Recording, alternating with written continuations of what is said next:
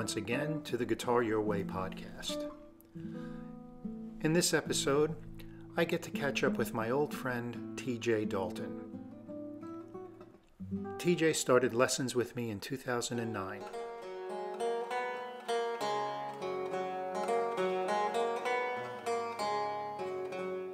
Since that time, TJ has earned 2 degrees from SUNY Stony Brook, where he specialized in early music.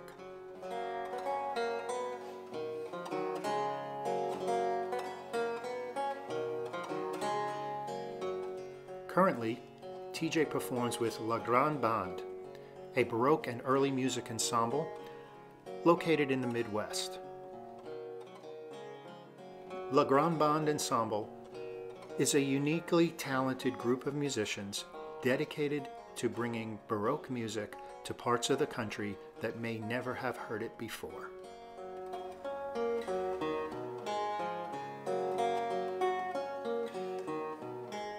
TJ and I sat down in my studio to play a little bit, discuss his current activities with Grande Bande, and of course, display his beautiful instruments.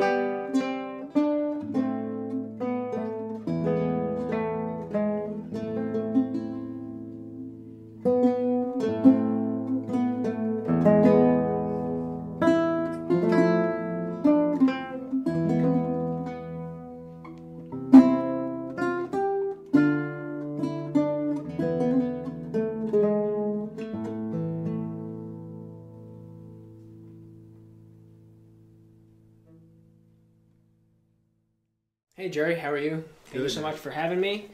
Yeah, so I play with a Minnesota-based Baroque orchestra called Grande Bande. It was started by harpsichordist Michael Asmus, I believe back in 2010-ish or 11. But I didn't start playing with Michael until we were both colleagues at Stony Brook University. And I believe we've performed our first set of pieces together in 2016-ish. Since then, he's from Minnesota, so he moved back home, and kind of the whole idea of Grande Bande is to bring underdiscovered Baroque masterworks into smaller communities, particularly in his area of Gaylord and Arlington, Minnesota. So that's about an hour and a half south of Minneapolis-ish, give or take.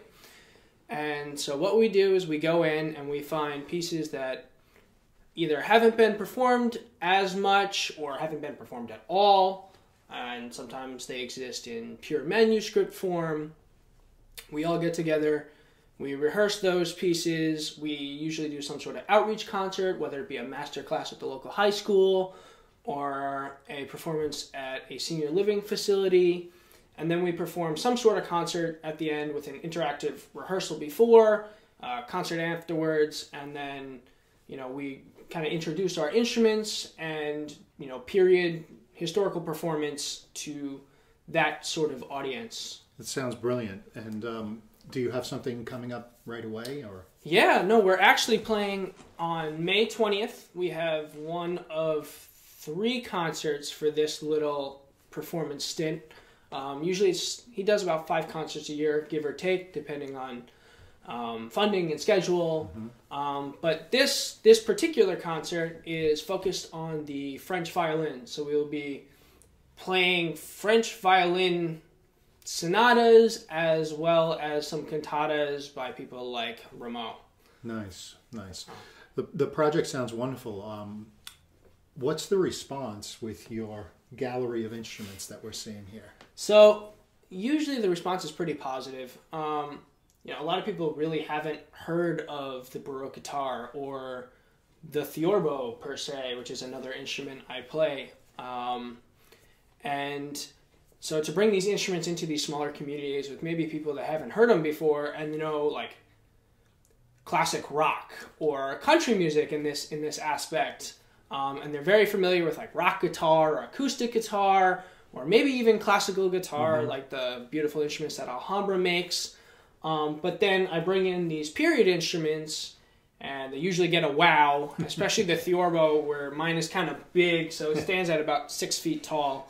Yes, in this case, size does matter. Yes, so. It mattered back then, too.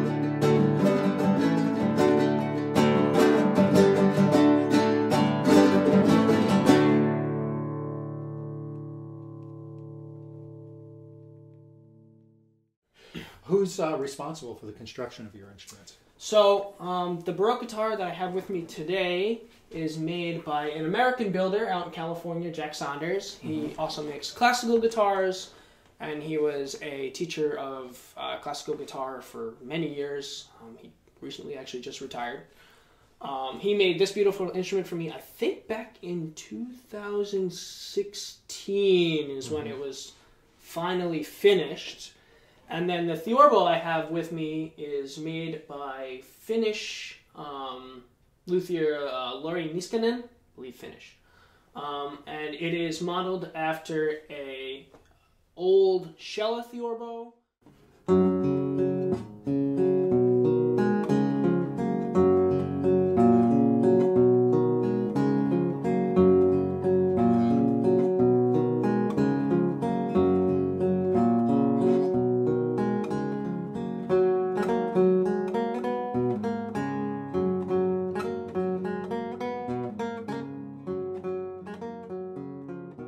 Is the concert it's May 20th, you said? We have one May 20th, and then we're playing with the St. Cloud Chamber Music Society, I think on the 22nd, and then we have one more on the 23rd up in the St. Paul. Will any of them be streamed? I don't know if we're streaming this concert particularly. I can get back to you. I'm not sure what they decided to do. Usually Michael likes to record the performances, so I'm hoping we'll get some sort of audio-visual out of it, which he tends to release at later dates and times as he looks through them and picks what sounds good. However it manifests, we'll be happy to support it in the Guitar You Absolutely, thank you so much. So we met, it's got to be 10 years ago. Yeah, maybe longer. 2010. 2010, yeah, 12 years ago. 2009, I think, when I came for and auditioned at Five Towns for the first time. Yeah. Yeah, not for the first time, but for the initial time that I auditioned. And you were a recipient of an Alhambra guitar. I was. I actually auditioned at Five Towns, auditioned for you, decided that that you were the person I wanted to study with, come heck or high water. And so I got into Five Towns, which was awesome. And then I eventually made it into your studio, where you started teaching me classical guitar. And then I believe that my first semester studying with you, I won an Alhambra 4P. Yeah, one of our early festivals that I initiated for those years there.